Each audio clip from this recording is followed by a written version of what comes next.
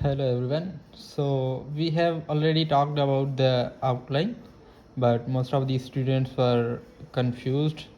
So इसीलिए मैंने जो है वो क्वांटिटेटिव रीजनिंग का जो पोर्शन है उसको एक सिंपल वे में समझाने की कोशिश की है कि क्या क्या चीज़ें जो है वो आ सकती हैं। तो इसमें जो है वो 4 जो है वो चीज़ें हमें मिली हुई थी। एक ये था कि basic arithmetic, algebra, word problem और जियोमेट्री। मैंने इन चीज़ों को जो है वो पार्ट्स में डिवाइड किया है उनके सब टॉपिक्स में कि जो है कौन सी चीज़ें पॉसिबल हैं कि आ सकती हैं या उनमें क्या क्या चीज़ें होती हैं। तो हम जब बेसिक अर्थमेटिक की बात करेंगे तो उनमें सबसे पहले नंबर्स होते हैं, जहाँ पे जो है नंबर्स में हमारे पास जो नेचुरल नंबर्स होते हैं, होल नंबर्स होते हैं, उनकी बात होती है। उसके अलावा बेसिक ऑपरेशंस जो होती हैं, प्लस एडिशन, सब्ट्रैक्शन, मल्टीप्लिकेशन नहीं और डिवीजन, ये चीज़ें आपको जो है वो आनी चाहिए इसमें। उसके बाद फ्रैक्शंस जो होती हैं, हमारे जो फ्रैक्शन नंबर्स होते हैं उनको कैसे मल्टीप्लाई, डिवाइड और ऐड सब्ट्रैक्ट करना है, एक ये चीज़ ये आपकी क्लियर होनी चाहिए। दूसरा, डेसिमल नंबर्स को पे जो है वो ऑपरेशन कैसे परफॉर्म करते हैं। ये बेसिक चीज़ें हैं, लेकिन काफ़ी दोस्त कंफ्यूज थे, तो इसलिए मैंने सोचा कि इस पर भी वीडियो बना दूँ। उसके अलावा ये जो परसेंटेज का जो पोर्शन है ये बड़ा इंपॉर्टेंट है आपकी टेस्ट के लिए। परसेंटेज में से बहुत से क्वेश्चन आते हैं, तो ये परसेंटेज वाला पोर्शन हमारा जो है वो बेसिक अर्थमेटिक में आ जाता है। और दूसरा जो इम्पोर्टेंट पोर्शन है वो है रेशो एंड प्रोपोर्शन। उसके बाद फैक्टर्स में हमारे पास एलसीएम और एचसीएफ के भी काफ़ी दफ़ा जो है वो क्वेश्चंस आ जाते हैं, तो ये चीज़ें आपको इम्पोर्टेंटली याद रखनी है कि ये चीज़ें हमारे लिए इम्पॉर्टेंट है।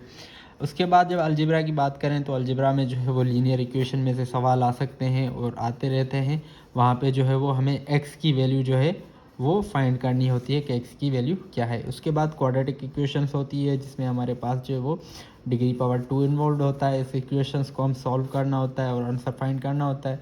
और उसके बाद आइडेंटिटीज़ होती हैं, अलजेब्रिक आइडेंटिटी होती हैं, लाइक जो फार्मूला होता है हमारा basic A plus B whole square, A plus B A minus B whole square, A square minus B square.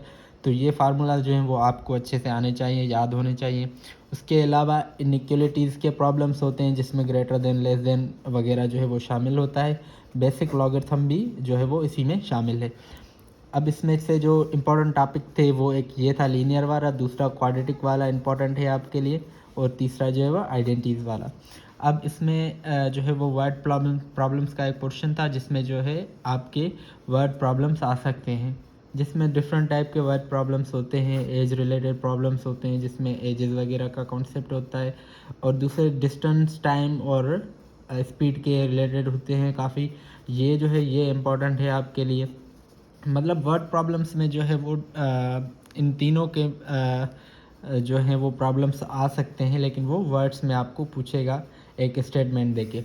और प्रॉफिट और लॉस के जो है वो बहुत इंपॉर्टेंट प्रॉब्लम्स इसमें आ सकते हैं, ये भी इम्पॉर्टेंट है। उसके बाद बेसिक जियोमेट्री है। बेसिक जियोमेट्री में आपके पास जो है वो बेसिक्स आपको मालूम होने चाहिए, लाइक पॉइंट का आपको पता हो, लाइन का, एंगल का आपका पता हो कि जो है वो ऑब्ट्यूज एंगल कौन सी होती है, राइट एंगल कौन सी होती है, कंप्लीट एंगल कौन सी होती है। तो ये चीज़ें आपको पता होनी चाहिए। उसके बाद जो है वो इसके कुछ फार्मूलाज हैं, ये पैथागोरस थ्योरम है, ये इसका आपको पता होना चाहिए।